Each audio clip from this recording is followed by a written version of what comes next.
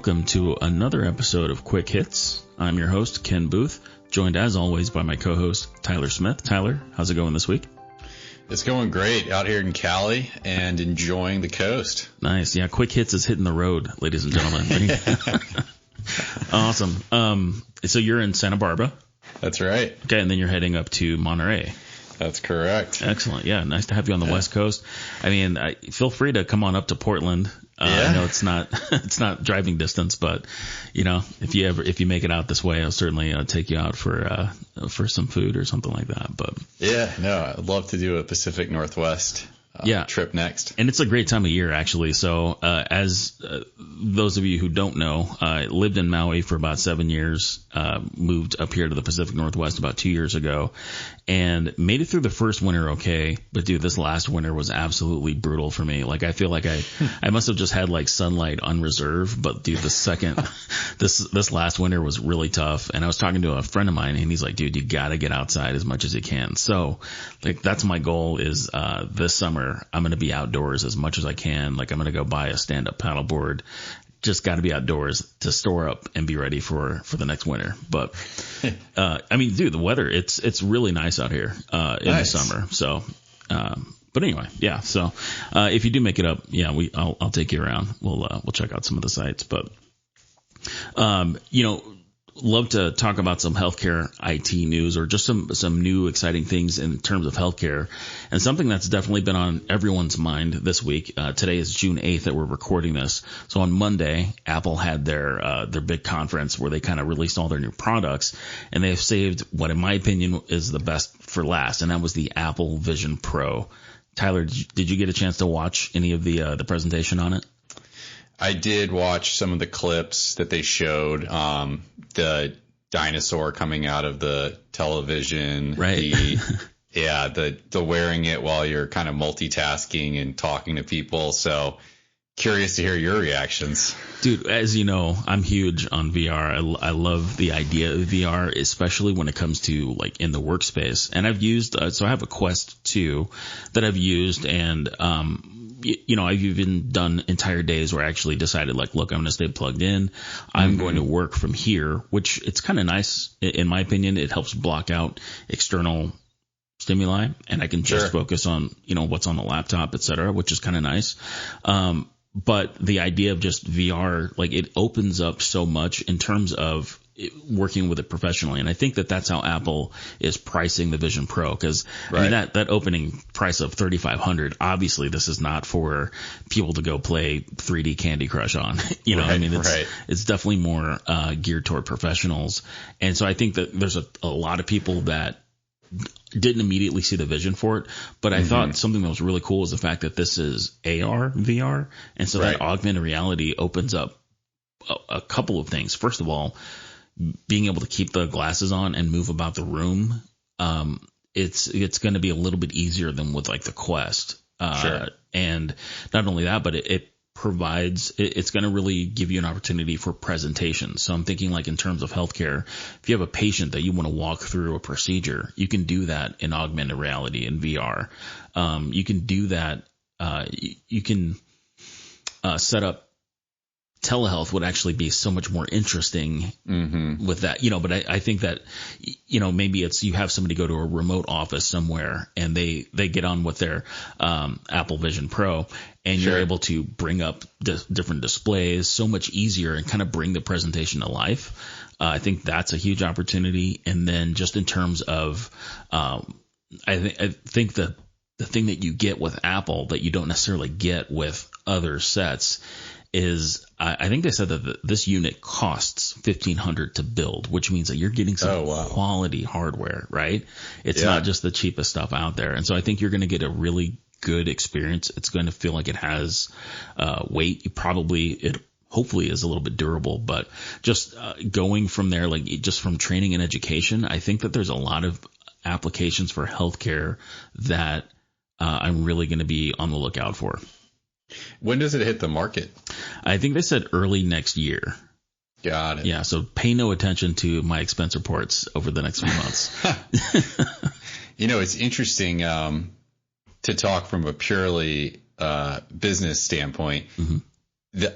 the price that seemed to have been leaked was $3K. And then it sounds like it's actually going to be $3,500. So I think what I'd heard is in the past, Apple tends to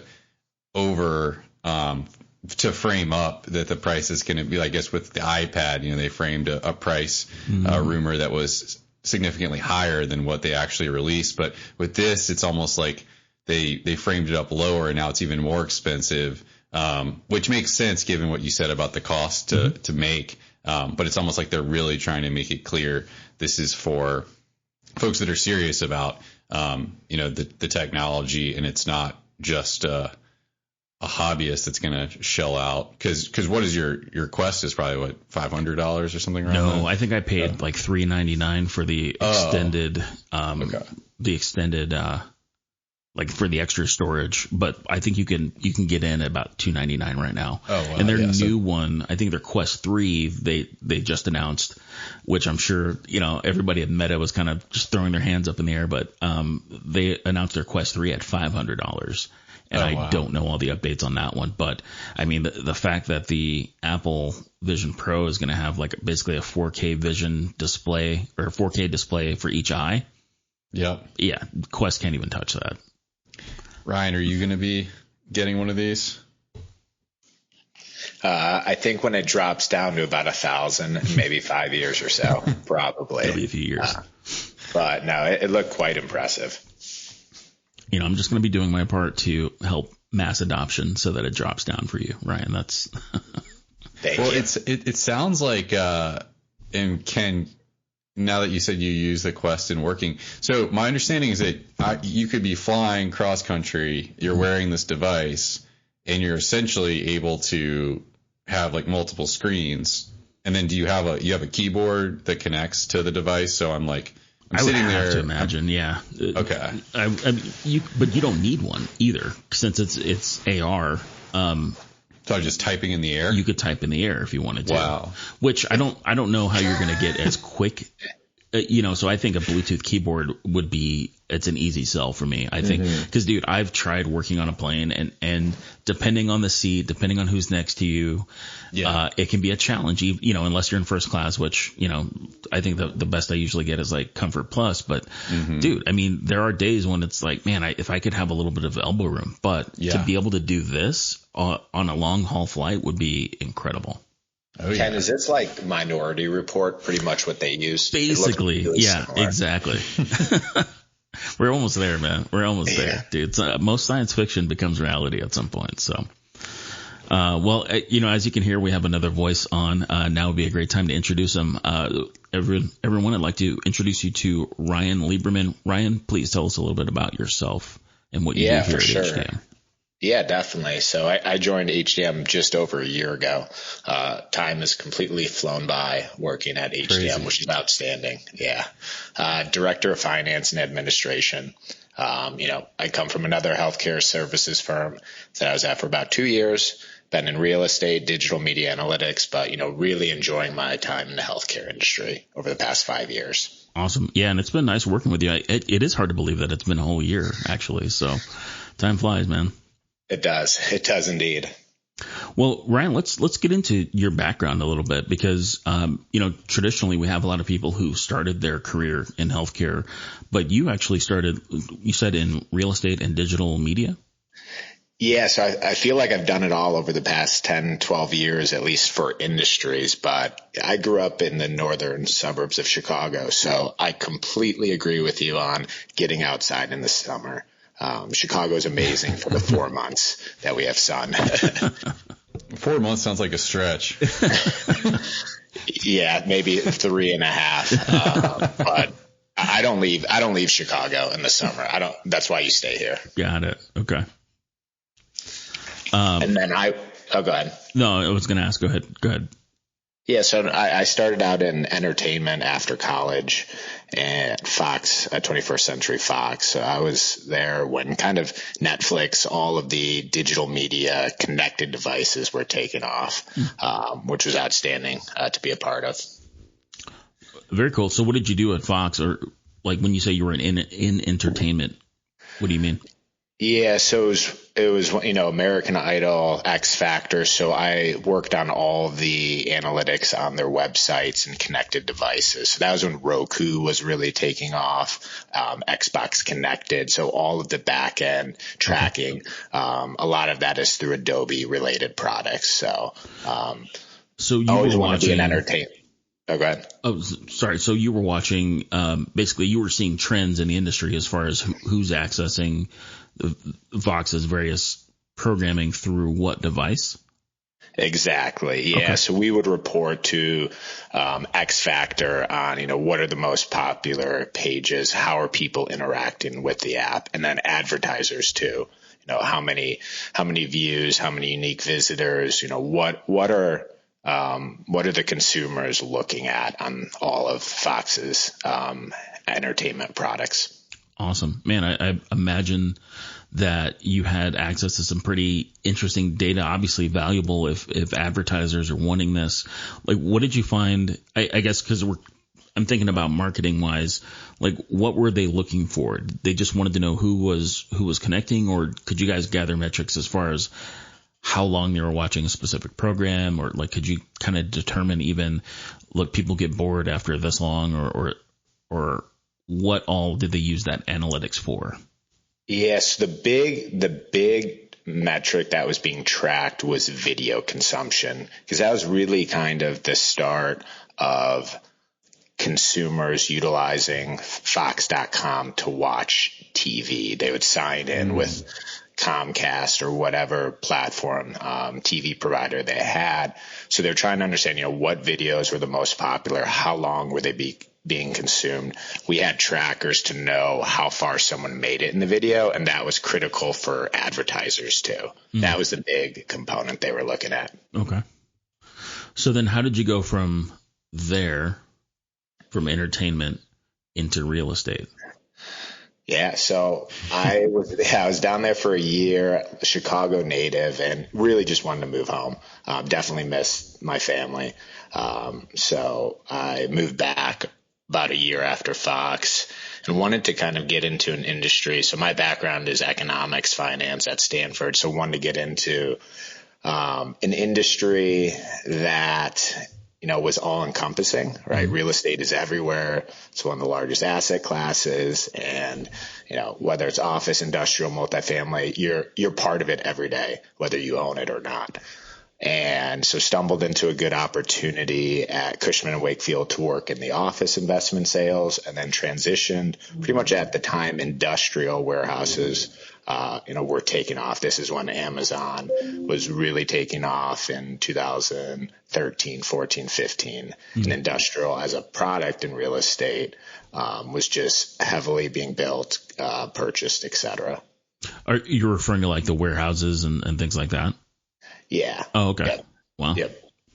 So did that, you don't have to tell me one way or another, but did that encourage you to then invest in Amazon when you saw like all the growth that they were, like, were you one of the smart ones?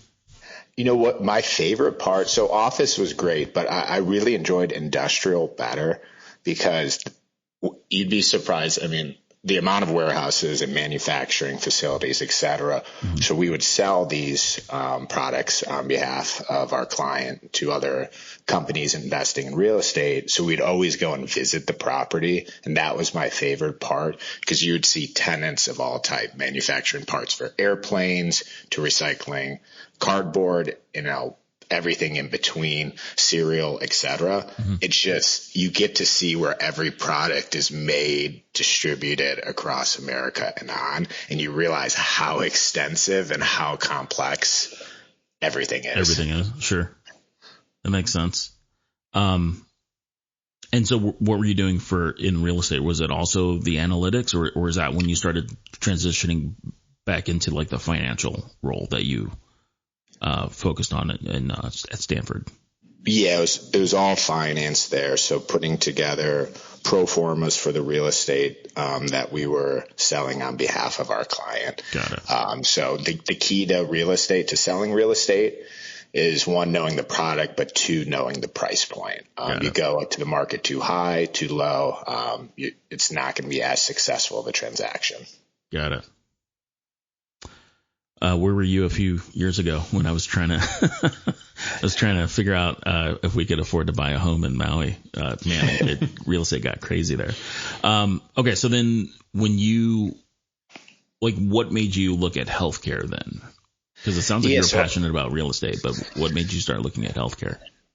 Yeah, so I've always been so I did sports all growing up, and I've always been very athletic oriented, health conscious. Mm-hmm. Ryan, you said you went to Stanford, and you were obviously a student, but I feel like you did something else that you left out.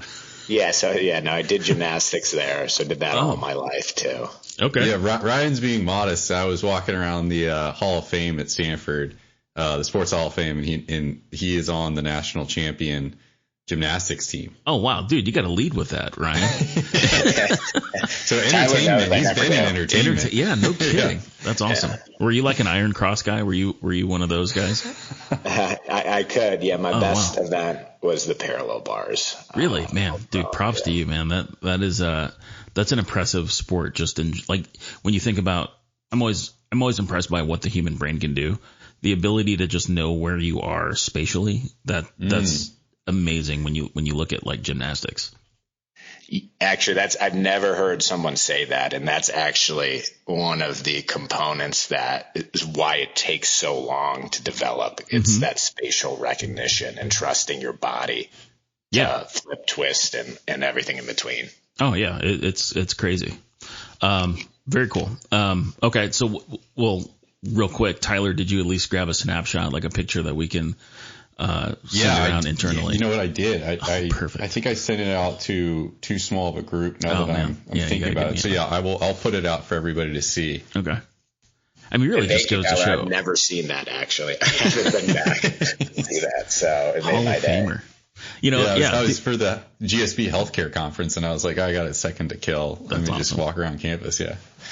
Dude, it just really shows like how deep our stable is at HDM. Over the last year, just getting to interview so many different people, we have a ton of different backgrounds, and now we get to add gymnastics expert or gymnast to that. So very cool. So getting into healthcare. So I think we sidetracked a little bit, but you started getting into healthcare, and what was the major motivating factor in that? Yeah, it just it comes from my background, athletics, very health conscious overall. So I wanted to get into that industry because one, it's such a powerful industry, and two, the impact that it has, it aligned with, what my experience overall. While it wasn't in healthcare, it was, health, athletics, very focused in that capacity. So we're not the first healthcare organization you worked for though, right? So you said you were somewhere else prior to this, and was that again in the finance department or area? Yeah, so I actually transitioned out of real estate in February of 2020. Okay. So 2 weeks before what everyone knows started there, which was the pandemic. So a crazy time to transition into healthcare. And we were on the front line too. So we helped with minimally invasive procedures. So we had about 80 to 100 technicians that helped with those procedures. So definitely while transitioning in my career and transitioning into an industry, it was a lot, but, it definitely propelled, everything I've learned over the past 3-4 years. What a crazy time to make a change. Absolutely. Maybe you're about to say this, Ken. Yeah. Real estate to healthcare a month before a event that changed the dynamics of every industry, but particularly those two. Mm-hmm. Yeah, I guess great timing.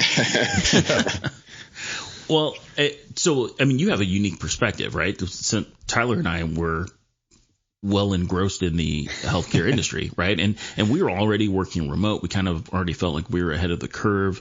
And even then, I think it's fair to say, Tyler, a little overwhelming dealing with the pandemic when it came to just hearing customer stories and just the panic that everyone had. Yeah.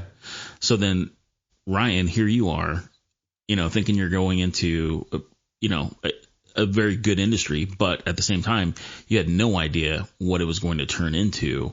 Like, so what was your perspective? Like those first few months where everybody was kind of wrapping their head around like where we were, what was your perspective? Yeah, it was interesting because, our technicians were in hospitals all around the country. And I think, the main part that came away from it was so new to everyone. And every day was, a new reaction, a new policy. Everyone was trying to figure out how to make it through this at the same time. No one had prior experience. Right. So I was just one of everyone else trying to figure out, how to best advise everyone. Did that give you, like, did you then like have like just this view of healthcare? Because I feel like over the years, there's many times that I've looked at healthcare and said, man, we really need to move forward in a lot of different ways. Did you kind of have that same perspective, or was it all just, you were just still kind of just taking it all in at the time? I was taking it all in at the time. And then I think the big takeaway is, everyone knows healthcare is such a massive industry and so complex, but until you really get into it, you don't realize how intricate, you underestimate how intricate and complex and time sensitive every component is. Mm-hmm. And similar to, the airplane industry, right? The logistics of flying and a plane getting from one spot to another, it's the same as a patient going through the entire process. Very complex and a lot of intricacies to it. That's a really good point. But to be clear, you have not been in the airline industry also, right? I love flying. Same. But no, I mean, so yeah, you're absolutely right. It is a very intricate industry. And I think I think that's why some people get so frustrated with healthcare is maybe they don't understand how intricate things are, and how hard it is to change an industry. And like you said, like there was no industry leader that everyone could look to for like telehealth and different ideas like that. Everyone was coping at the same time. So that makes sense.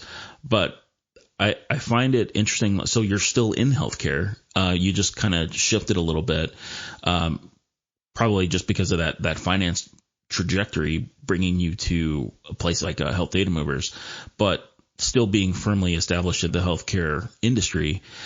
I think it's interesting. I like your story because you came from a completely different background. And I think that sometimes people get the idea that, to be, a consultant, to be in healthcare IT, you have to have a really, really deep healthcare background. But I think in your particular case, you had a set of skills that was transferable to healthcare.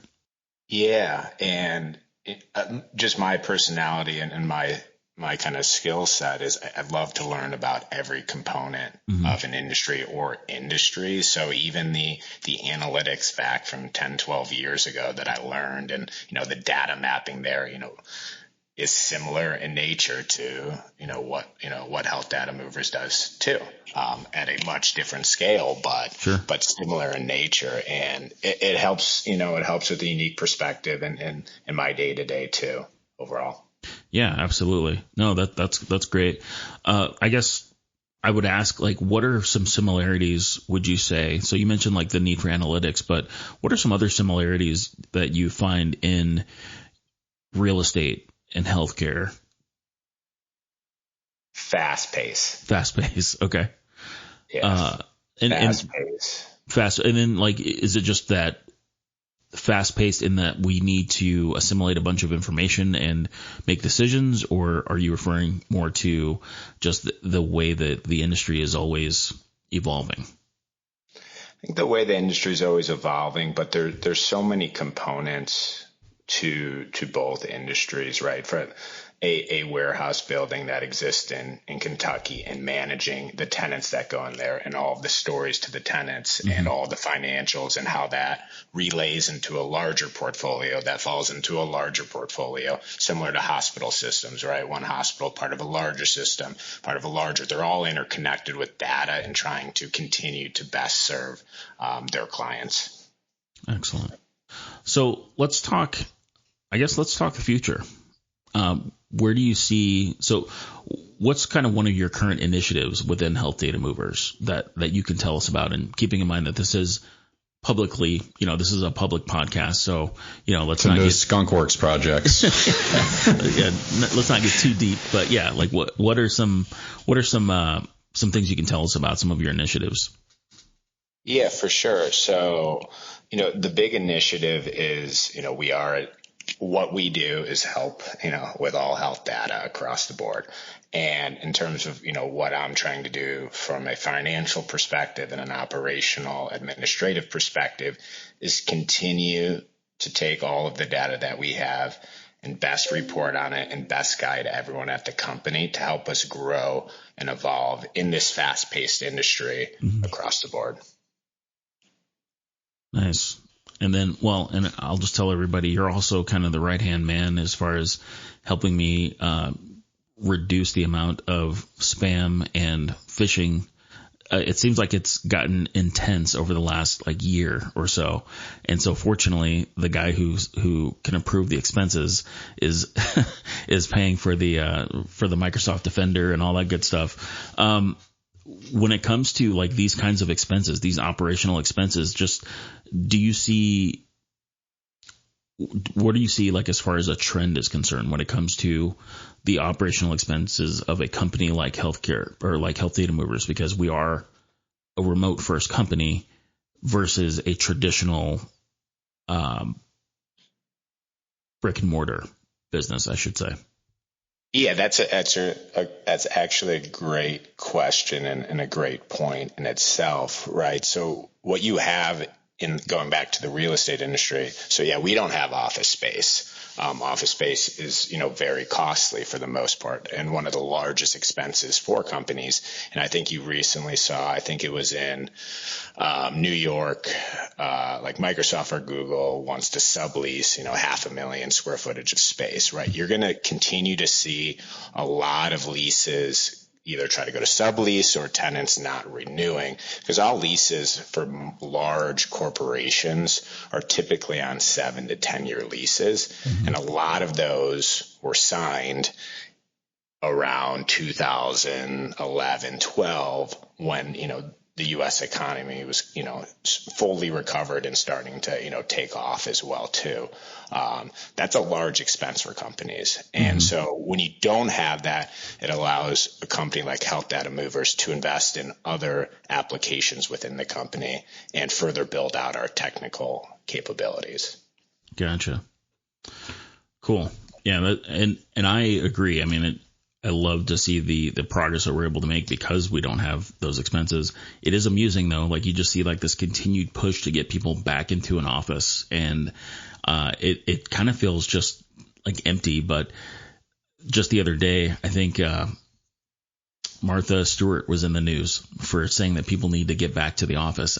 And I just find it amusing because she has nothing to do, tell me about a roast beef or something like that, but she can't really give us any real advice when it comes to working from an office or how we benefit from working remotely. So I just find it interesting that there's so many in various industries that have an opinion on it, and it just, is it necessary?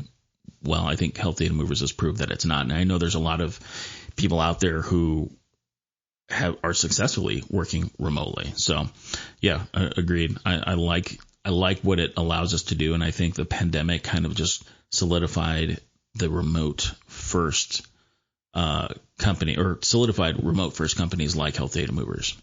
Yeah, because it is remote first. It's not like we don't get together. Oh, sure. Yeah.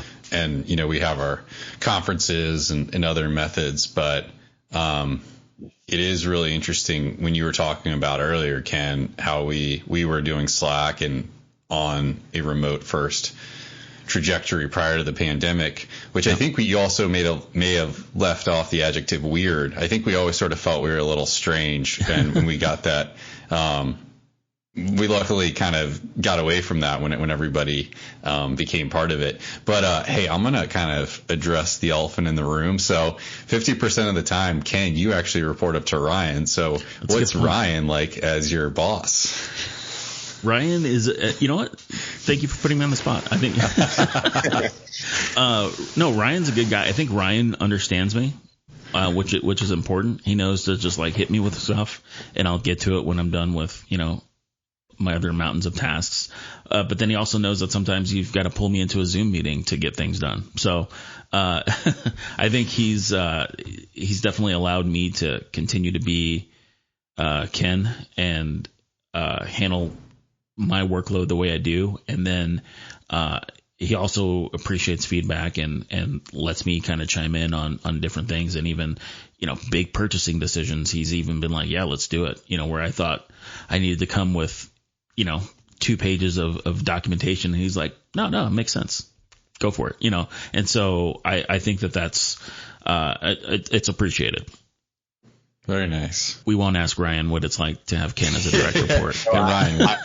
I was going to say my favorite times working alongside you is problem solving, actually, because you have such a different, background with your work experience and everything, and, coding. And I've always loved coding, never, fully took that on. So learning those little intricacies and little components, and tricks that you have learned over the years is great. It's great absorption. Thanks, man. Look at that. That was kind of a heartwarming moment from the Quick Hits Health Quick Hits podcast. No, it's a Hallmark sponsored episode. Right. The promotional image for this episode will just be like Ken's awesome, Ryan. No, I think that's awesome. I love the idea of just talking to people with different backgrounds, and obviously yours is interesting and fascinating. I really appreciate it. One quick thought. Now, I think we have talked about the fact that you are in Chicago, and I know that internally, we've seen like some pics of people getting a chance to see you. Health Data Movers is having he does exist. I've actually met him. Yeah. But the Summer Conference 2023 is going to be in Chicago. I'm hyped for my visit to Chicago. What's the first thing I need to do when I get off the plane? Because I think I'm actually coming in the night before, just because there were no good flights. So it's like 10 o'clock at night. What do I need to do, like on a Wednesday? Or am I is there not a whole lot available? The first thing you need to do if you're flying into O'Hare is find the Uber Lyft area and successfully get one. Okay. Joking. Okay. No, it is a challenge. I will vouch for that. Oh, dude, there's some cities that just did not embrace Uber. Like, I feel like Vegas is one where, they shift you off to this entire different area. And okay. There's an analog to Vegas in Chicago, but it's colder. So. Oh, great. Yeah. September won't be too bad, hopefully. Jacket weather, right? At least. Yeah, it depends on if you take the 4-month ruling that Ryan put out there. Good point. It's actually, Ken, my favorite time of the year. Okay. Because it's a little bit of fall, but you still have 70-degree weather. It's my favorite because it's less humid too. Okay, cool. Well, looking forward to it. We'll have a good time there. And I think our theme is 20s. Is that correct? Like the Roaring 20s? Yep. Okay. That's our theme. But lakefront take the lakefront, walk alongside that. And obviously deep dish pizza is everyone's, favorite to try. Okay. Now hold on. Okay. So I have a question about that. So I spend a little time on TikTok occasionally, and there was apparently a Chicago style versus deep dish pizza argument. I don't know. So which do I want? Do I want Chicago style pizza or do I want a deep dish? Like what's your preference? Ooh. Yes, I like that. I'm more of a thin. So there's like the Chicago thin crust versus the deep dish. I like the thin better. Okay. I know Tyler can eat about 8 pieces of deep dishes, which was absolutely amazing to watch. Wow. Wait. So Chicago style is thin crust? So there's a Chicago style kind of bar tavern thin crust pizza. I think I didn't see this TikTok, but then there's deep dish too. There is. Interesting. Okay. It's funny because there was a restaurant in Omaha called Zio's, But that was New York style. Never mind, because I was gonna say that was not thin crust. But okay, so, but all right, I think I'll just have to try both, right? I'll have to do some deep dish. I'll have to do some bar style. I'll let you guys know. I'll let you guys know how it goes. Okay, well, I think that's it for this episode of Quick Hits. Tyler, any final thoughts? I've had the pleasure of working with Ryan for the past year, which is insane to say, and I will 100% put out there that he really demonstrates grit on a day-to-day basis. Growth mindset, data, inclusivity, integrity, all the HDM values, but Ryan is an absolute machine, and he kind of underplayed some of the work that he's done in financial reporting and just general metrics tracking. It has been transformational in terms of how we as a senior leadership team are able to evaluate progress, what needs to improve, how we as a board are able to make decisions. And, it's one of those areas that as you grow a company, you kind of handle a little bit ad hoc.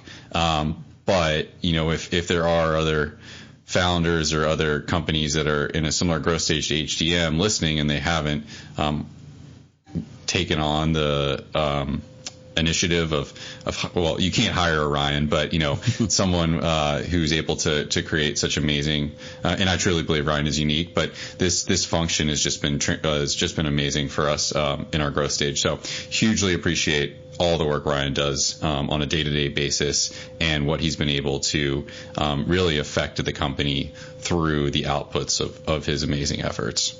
Very kind. Thank you, Tyler. Appreciate that. So Ryan, you were the secret sauce, apparently.